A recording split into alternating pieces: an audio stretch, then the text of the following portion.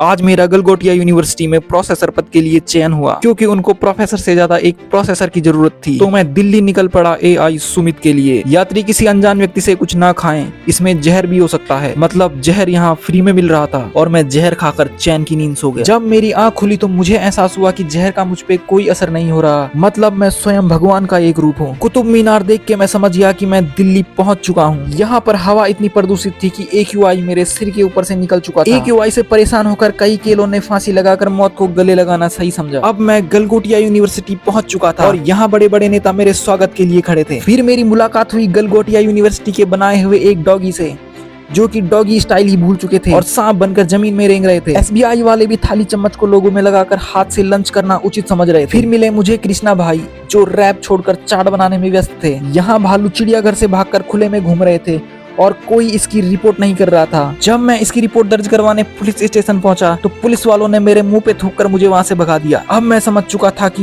ये एक मुस्लिम police station है। सॉरी धर्मेंद्र रौतेला। यहाँ कार्तिक आर्यन अपनी साइन की हुई फिल्मों को छोड़कर पराई घर की स्त्रियों को ताड़ने में लगे हुए थे। यहाँ के लोग कुछ साधारण बाबाओं को अपना भगवान समझ रहे थे, पर उन्हें यह नहीं पता था कि भगवान स्वयं उनकी दुकान के आगे खड़े होकर व्लॉगिंग कर रहे हैं। माल आपका, जिम्मेदारी हमारी। ये मोटिवेशनल लाइन पढ़कर मैं गोल्डन टेम्पल में भंडारा खाने के लिए निकल गया।